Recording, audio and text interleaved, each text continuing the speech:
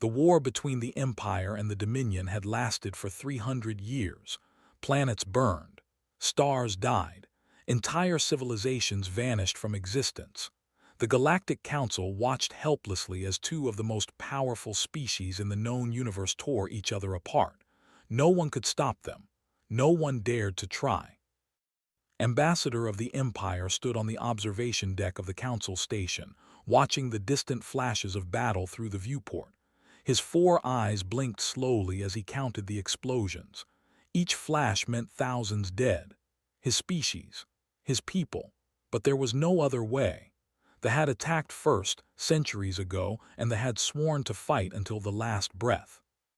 The council chamber behind him buzzed with the voices of 40 different species.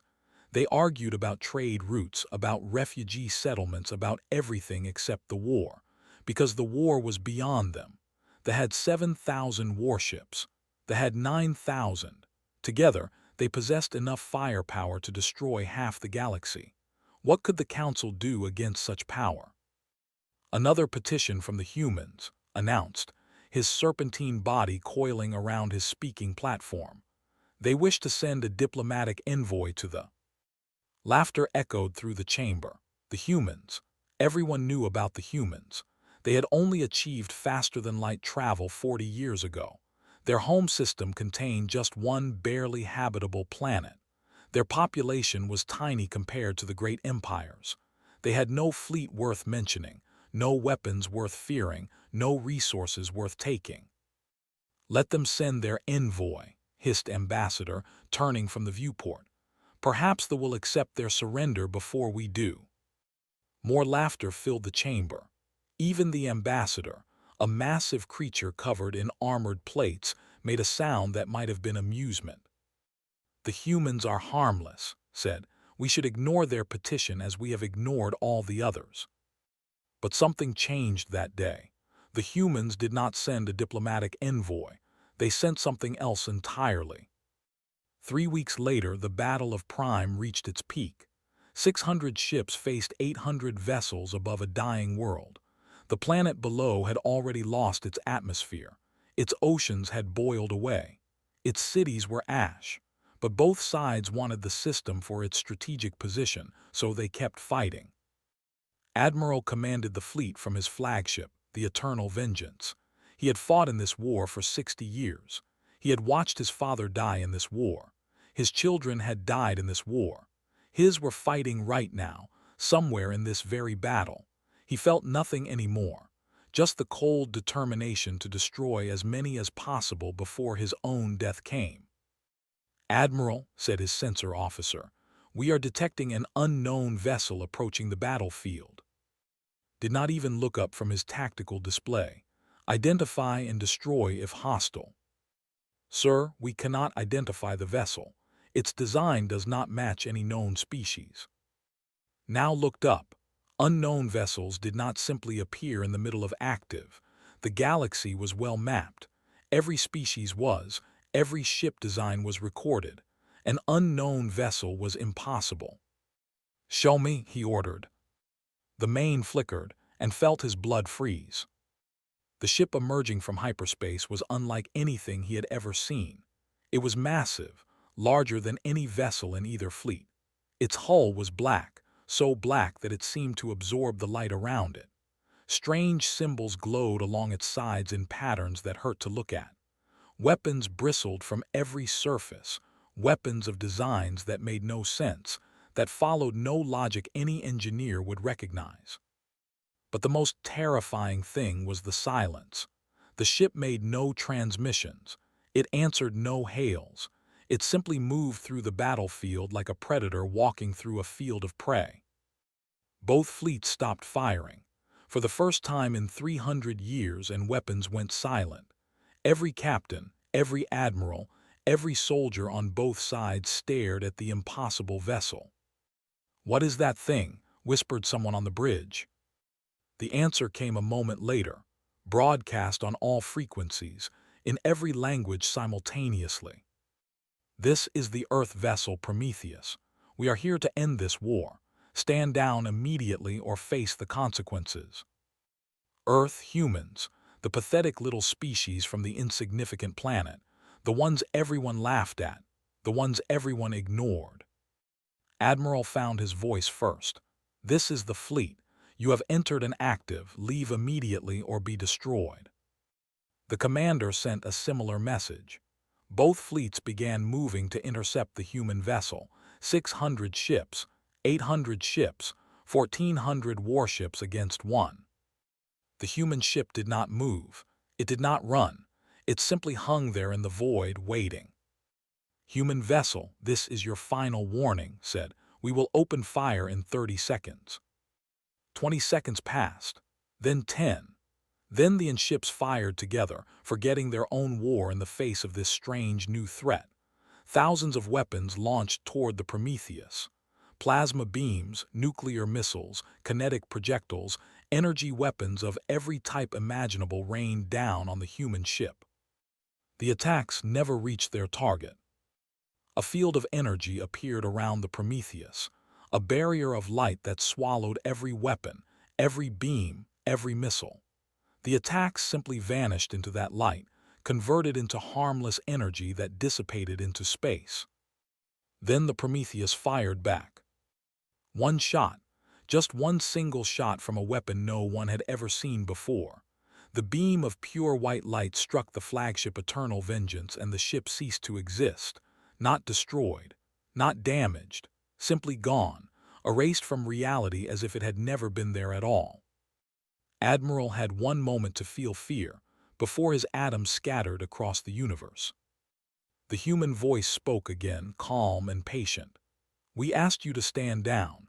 That was your warning shot. The next shot will not be aimed at a single vessel. We will target your entire fleets. You have 60 seconds to power down your weapons and surrender." Silence filled the void. Both fleets hung motionless, their crews frozen in terror. Their greatest weapons had done nothing. Their most powerful flagship had been erased by a single shot. Against this enemy they had no chance. On the command ship, Admiral stared at his tactical display. His entire life he had been taught that there were the most powerful warriors in the galaxy. His species had conquered 100 worlds. They had never lost a war. They could not lose. It was impossible. But he looked at the empty space where the flagship had been, and he understood that everything he believed was wrong. "All vessels power down weapons," he ordered. "We surrender." Across the battlefield, the remaining ships followed moments later. Their fleet had no admiral now. Their chain of command was broken. They had no choice but to obey. The war that had lasted 300 years ended in 60 seconds. News spread across the galaxy at the speed of light. The Galactic Council received reports and refused to believe them. Both empires had surrendered. To the humans, the species they had dismissed as irrelevant, the species they had laughed at just weeks ago. But the reports kept coming. More human ships arrived, each as terrible and powerful as the first. They took up positions throughout They established peace zones where no weapons were allowed. They began the process of rebuilding the destroyed worlds. Ambassador stood before the council, his 4 eyes wide with shock. "They had one ship," he said. "One ship, and they defeated both our fleets. How is this possible? 40 years ago they could barely reach their own moon." The human ambassador rose from his seat. His name was David, and he was a small man, unremarkable by human standards. But every eye in the chamber was fixed on him now. "You asked us for help," said David. "For 40 years we asked to join your council. For 40 years we asked to participate in galactic affairs. For 40 years you laughed at us. You told us we were too young, too weak, too primitive." He paused, letting the silence grow heavy. "So we stopped asking. We stopped trying to join your community. Instead, we went our own way. We developed our own technology. We built our own fleet. And we watched your war from a distance, waiting for the right moment to intervene." Leaned forward, his scales rustling with agitation. "Why? Why help us now after we rejected you?" David smiled, and there was something ancient in that smile, something that made the older species in the room feel very young.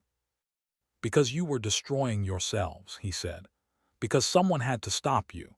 And because despite everything, we believe in peace. We believe that every species, no matter how different, deserves a chance to live and grow and become something better." He looked around the chamber, meeting every eye in turn. Humanity spent its entire history at war. We fought each other for land, for resources, for ideas, for nothing at all. We came very close to destroying ourselves many times, but we learned. We grew. We became something new. He pointed toward the viewport, toward the stars beyond. "Out there you have been fighting the same wars we fought thousands of years ago. You have been making the same mistakes, but you do not have to continue. You can choose a different path. You can choose peace." The chamber was silent for a long moment. Then Ambassador spoke, his voice tired and old. "And if we do not choose peace, if we return to our war?" David's smile faded. "Then we will stop you again, and again, and again, however many times it takes, because that is what humans do. We never give up, we never surrender, and we never stop fighting for what is right." He sat down and the council began to talk. They talked for hours, for days, for weeks. They argued and debated and negotiated. But in the end, they chose peace. Not because they wanted to, not because they believed in it, but because they had seen what humanity could do. And the galaxy, which had been at war for so long that no one remembered anything else, began to change. Decades later, historians would write about this moment. They would call it the turning point, the day when everything changed. They would study the technology humanity had developed in secret. They would analyze the psychology that had driven them to intervene. They would debate whether humanity was a blessing or a curse. But the ordinary beings of the galaxy, the ones who had lived through the endless wars, the ones who had lost families and homes and hope, they did not care about history or analysis or debate. They only knew that the killing had stopped, that their children would grow up in peace, that the nightmare was finally over. And when they looked up at the stars, they no longer saw death and destruction. They saw hope. They saw a future worth living for. They saw the promise of something better. All because humanity had finally entered the galaxy had stopped in fear that day, but it started again in hope.